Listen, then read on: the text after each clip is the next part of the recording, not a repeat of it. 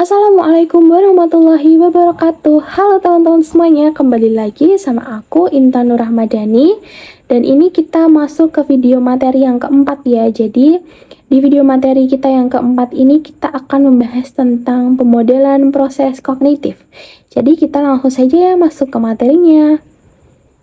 Oke teman-teman, jadi kita masuk ke video materi kita yang keempat, atau ini sudah menjadi video materi kita yang terakhir ya, yaitu tentang membahas tentang pemodelan proses kognitif. Jadi apa saja sih pemodelan proses kognitif itu? Kita masuk yang pertama, yaitu tentang pengertiannya dulu.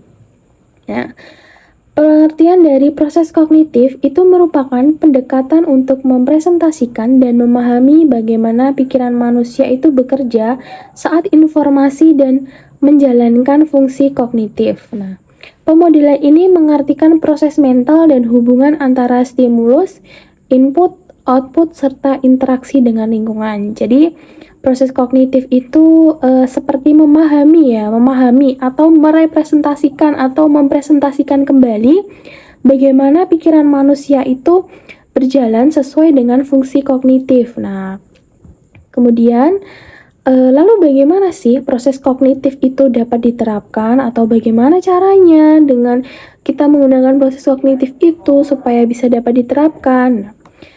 Ada beberapa pendekatan yang dilakukan untuk memodelkan proses kognitif nih teman-teman. Nah, jadi kita masuk ke model pendekatannya ya. Nah, model pendekatan yang pertama yaitu pemodelan proses pengambilan keputusan.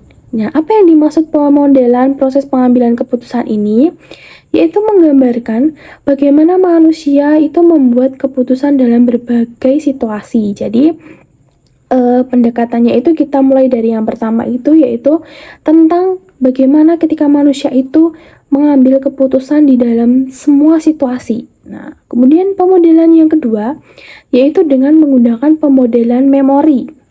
Pemodelan memori ini yaitu menjelaskan bagaimana informasi disimpan, diakses, dan diambil dari memori. Jadi, tadi kita sudah yang pertama tadi yaitu tentang pengambilan keputusan.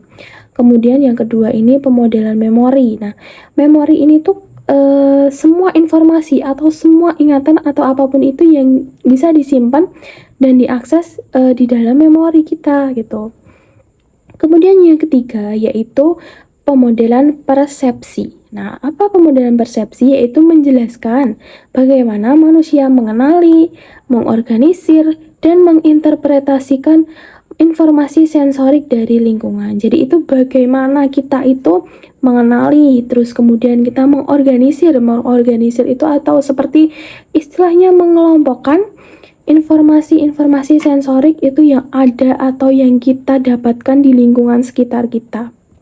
Oke. Kemudian pemodelan yang keempat yaitu pemodelan kognitif komputasional. Nah, jadi pemodelan ini yaitu menggunakan model matematika dan komputasional untuk mempresentasikan proses kognitif. Jadi pemodelan yang terakhir ini yaitu kita menggunakan model matematika atau komputasional seperti pemikiran komputer atau apapun untuk mempresentasikan proses kognitif ini.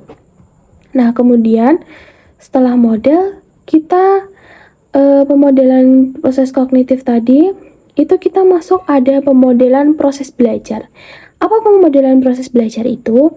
Yaitu mencoba memahami bagaimana manusia memperoleh pengetahuan baru, keterampilan, atau perilaku melalui pengalaman dan interaksi dengan lingkungan. Jadi, kita itu bisa menggunakan pemodelan itu tuh dengan seperti kita belajar. Bagaimana kita belajar? Karena dengan menggunakan pengetahuan baru, keterampilan, dan perilaku itu bisa membuat interaksi baru atau keterampilan-keterampilan baru gitu ya. Kemudian pemodelan yang selanjutnya adalah pemodelan pemrosesan bahasa.